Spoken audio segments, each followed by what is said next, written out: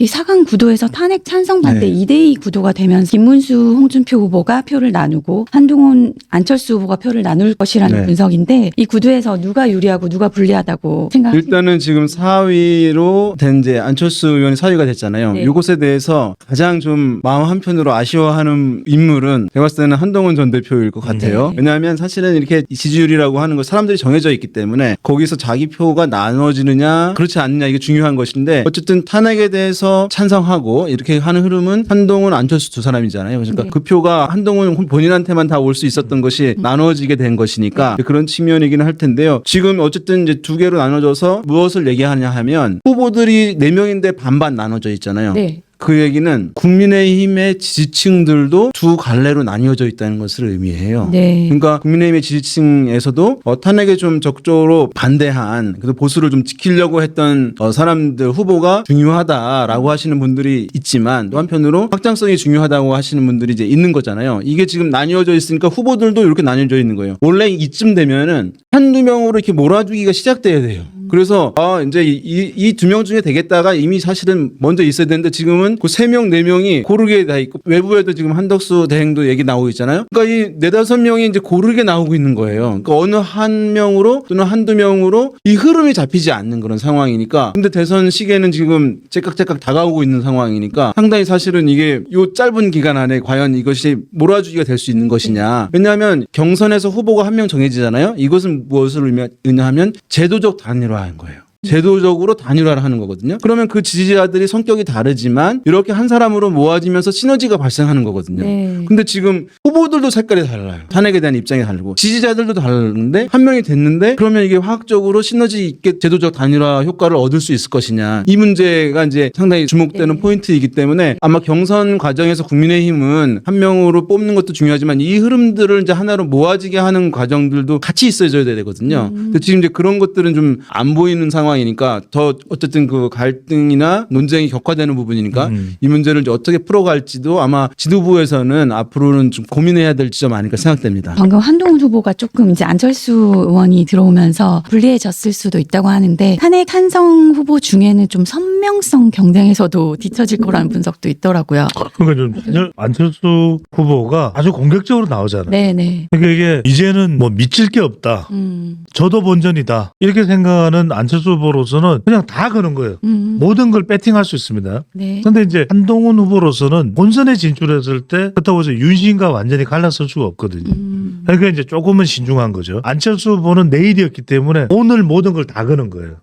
그래서 윤이고 뭐고 나는 하여튼 내 길을 가겠다 이렇게 판단하는 거지만 한동훈 후보는 본선을 생각하는 거예요. 내가 본선 후보가 될 수도 있으니까 윤을 완전히 잘라내지 못하는 겁니다. 그리고 김문수, 홍준표는 애당초부터 윤을 잘라낼 수가 없는 것이거든요. 네. 그러니까 여기서 중요한 거예요. 그러니까 한동훈이 기댈 수 있는 것은 지금도 이 차기 대선 국민의힘 적합도를 보면은 상당히 한동훈 후보가 그래도 2위권에 근접해 있어요. 그죠? 이 국민의힘 여론조사를 보면 여야 차기 대선 주자 선호도도 보면은 지금 우리가 오늘 보여드릴 이 조사 결과들을 보면은 지금 국민의힘과 플러스 무당층은 거의 2위권에 와 있다고 봐도 될 것 같아요.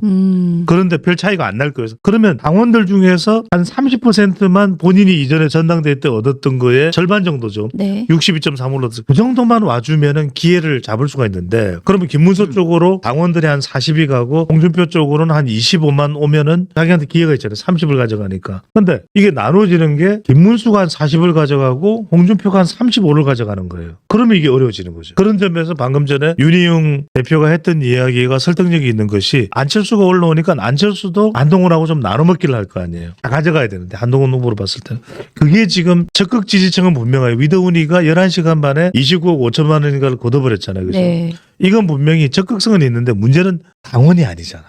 완전 국민 경선제로 끝까지 본선 후보를 뽑는 걸로 갔으면 한동훈 후보가 캐제를 불렀을 가능성이 있는데 이 당원 부분이 딜레마예요. 그러니까 전당대회 때하고는 자기가 당대표가 됐던 전당대회 때랑 성격이 완전히 다르다. 당원들이 배신자 프레임이 깔려있다. 이러면 이제 어려워요. 근데 아니다. 그래도 좀 지난 한 달여간 한 3주 동안 대통령 탄핵 이후에는 좀 많이 변했다. 이러면은 가능성이 아직까지는 있는 거죠. 한동훈 후보가 결선에 올라가요. 근데 국민의힘이 4강의 순위나 득표율은 공개하지 않았는데요. 여론조사에서 나오는 지지율로 혹시 네. 4강 순위 순위 한번 예상해보고 또 2강에는 누가 오를지도 한번 예측을 해볼까요? 대표님 흐름을 조금 분석. 일단은 이제 강성 지지층 중심으로 김문수 전 장관에 대해서 이제 지지가 어쨌든 유지되고 있는 상황이기 때문에 1위를 하지 않았을까 생각되고 네. 큰 게 변화가 없다면 가령 이제 홍준표 전 시장이 홍준표 후보가 굉장히 캠페인을 잘해서 김문수 장관의 표를 이제 흡수해낸다. 그래서 이제 상당히 깎아내린다. 그래서 본인한테 간다라고 하는 것이 없다면 뭐 그 두 명 안에 최종적으로 갈 가능성이 이제 있다고 보이고요. 근데 만약 홍준표 시장도 이제 캠페인을 이제 잘할 가능성이 있다고 보여지긴 하거든요. 여러 가지 이제 영입들도 지금 하고 있는 상황이어서 최종적으로 두 명을 봤을 때는 김문수 한동훈이냐, 김문수 홍준표냐, 요 조합 중에서 이루어지지 않을까라는 생각을 일단 해볼 수는 있을 텐데 문제는 이제 제가 봤을 때는 이 지금 경선이 최종 완결판이 아니기 때문에 지금까지는 아마도 탄핵에 대해서 당신 어떤 입장이요 막 이런 공방이 있었잖아요. 안철수 나경원의 공방으로 대표되는 공방이 지금까지 이제 있었는데 앞으로의 경선 과정에서는 윤 대통령에 대한 이제 입장, 탄핵에 대한 입장이 메인이기보다는 오히려 한덕수 권한대행에 대한 입장이 어떤가가 경선에 지금 앞으로는 중요한 메인 쟁점이 될 것 같아요. 그러니까 무슨 얘기냐 하면 당신 한덕수 대행과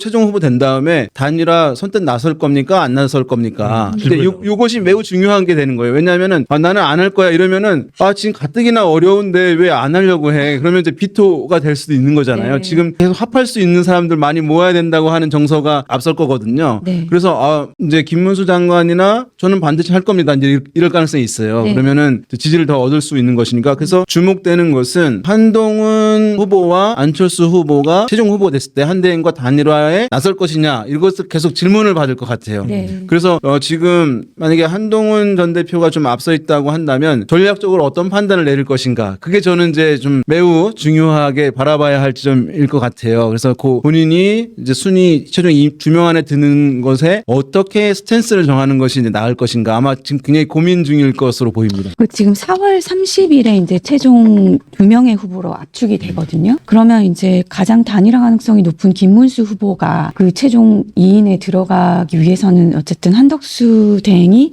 빨리 며칠 내로 출마 선언을 해야 되겠네요. 이게 이제 지금 얼마 안 남은 거거든요. 그렇죠. 예. 지금, 예. 그리고 사실 지금 이제 한 달 좀 더 남았는데 일주일 정도가 연휴잖아요. 사실 연휴 때문에 선거 캠페인을 하긴 하지만 어떤 공식적인 결정이 이루어지진 않고 지나가는 거거든요. 그러니까 사실상 한 달도 채 남지 않는 그런 상황들인데 지금 한덕수 대행이 하루라도 더 빨리 이게 해줘야 어떤 한 명으로 이제 줄여지면서 준비할 수 있는 시간이 많아지는 것인데 그 부분 이제 결단을 내려야 될 것이라고 보이고요. 네. 예, 그러네요. 현재까지 한대행의 지지율로는 네. 사실 그 2017년에 반기문 대망론 때와는 조금 저조한 편 아닌가요? 왜냐하면 이제 그때 같은 경우에는 정치 전반에 대한 이제 불신 이것이 기반한 상황에서 이제 반기문 총장에 대해서 지지율이 쫙 올라가는 흐름들이 이제 더해진 측면들이 있는데 지금 같은 경우는 어쨌든 양당이 확연하게 갈라진 상황에서 한덕수 대행에 대해서 국민적 관심이 이제 있다 하더라도 보수 진영 내에서의 이제 관심인 측면이 있거든요. 지금 지지율도 보게 되면 한덕수 대행이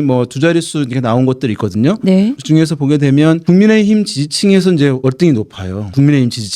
그 얘기는 뭐냐 하면 굉장히 정치적 성향이 강한 사람들이 응답하는 자동응답 전화조사 방식에서 국민의힘 지지층에서 높다는 것은 강성 지지층들, 국민의힘 지지층에서 주목과 관심을 받고 있다는 것이거든요. 네. 그러니까 사실은 우리가 중도에서 굉장히 소구력이 있다. 또 호남 출신이니까 호남에서도 지지를 얻을 수 있다는 얘기는 이후에 그럴 수 있다는 가능성인 것이지 지금 현재 상황에서는 보수 강경층 국민의힘의 강성 지지층에서 한덕수 대행에 대한 관심을 일단 보이고 있는 것이거든요. 네. 그러니까 사실 어느 진영의 특정 지지층의 지지를 강하게 받고 있다는 것은 폭넓게 지지를 받는 것은 아니라는 측면이 있으니까 네. 지금은 이제 그 부분은 약간 이제 있다고 할 수 있겠고 다만 이제 그럼에도 불구하고 다른 후보들은 캠페인이 이런 거잖아요. 이재명 후보를 내가 막겠다, 네. 잡겠다. 이제 이것이 거의 일성이에요. 물론 다른 얘기들도 많이 있겠는데, 근데 한덕수 대행은 이제 지금 한미 관계 굉장히 좀 국민들 불확실성에서 불안감들이 있는 상황이고 경제 이런 부분에 대해서 좀 그 얘기를 할 수 있는 부분이니까 아마 계속 이제 거론이 되는 그런 측면이 있다고 할 수 있는데 국민의힘 경선 후보와 이재명 후보와의 격차가 여전히 크냐 많이 줄어드냐 이 부분에 따라서 이제 한덕수 대행 좀 영향을 받지 않을까라는 생각은 이제 계속 듭니다. 약간의 차이가 있다면 이런 차이가 있을 것 같아요. 우리 윤 대표가 워낙 또 설명을 잘 해주셨는데 지역적인 차이는 있죠. 네. 반기문은 충청이고 한덕수는 호남이라는 거. 네. 지금은 이제 충청도 충청이지만 호남이 사실 더 필요하거든요. 왜 호남이 중요하냐면 호남이 아니라 호남밖에 호남이 중요해요. 호남 바깥에 이른바 서울 호남, 그 다음에 이 수도권 호남이 누굴 찍어주냐가 중요하단 말이에요. 이게 왜 중요하냐면 한번 생각해 보십시오. 경기도의 유권자들이 이재명 후보를 선택하느냐, 아니면 경기도에 있는 호남 유권자들이 한덕수 호남 출신이지? 그러면 DJ 이후에 또 이제 두 번째 호남 출신 대통령이 나오는 거야? 이건 판단 자체가 달라지는 거죠. 두 번째는 뭐냐면 반기문은 외교관이에요. 유엔 사무총장. 그러니까 우리나라 사람들은 유엔에 굉장히 푹 빠져 있어. 유엔 그러면 오죽했으면 가수 유엔도 있잖아. 나나나. 근데 이거는 이제 외교관인데 한덕수는 경제야. 네. 프레임이. 지금 이재명 후보도 전부 경제 이야기 하잖아요. 그렇죠. 근데 경제 대 경제로 붙으면 한덕수의 경제가 이게 간단치가 않아요. 그러니까 MB가 이길 수 있었던 결정적인 이유가 박근혜를 경제잖아요. 사람들이 다른 거 안 봤어. 그냥 경제. 그다음에 세 번째는 뭐냐면은 세 번째가 중요할 것 같아요. 그때 반기문을 밀었던 사람들은 대체로 비주류예요. 아, 근데 지금은 한덕수를 미는 사람들이 주류라는 게 차이가 있어요. 네. 지금 보면은 김문수도 그렇고 현 정부 사람들이 밀 수밖에 없거든요. 일단 현 정부의 국무총리잖아요. 네. 그러니까 이게 좀 차이가 있는 거예요. 그러니까 역대도 보면은 권한 대행이 나왔으면 상당히 포텐이 터질 만한 사람도 있었어요. 가령 고건 같은 사람. 고건 같은 사람은 실제로 노무현 대통령이 만약에 인용이 돼서 기각이 됐지만 파면이 됐다면 고건이 굉장히 유력한 대선 후보가 돼서 가능성은 배제할 수가 없을 거예요. 그 뒤에 뭐 황교안 이야기도 있었지만은. 그래서 저는 한덕수인 경우에는 오래 못 버틸 거다라는 지적도 나오기는 합니다만 일단은 지금까지의 기본적인 스펙으로는 해볼 만한 후보이면은 분명해요. 네.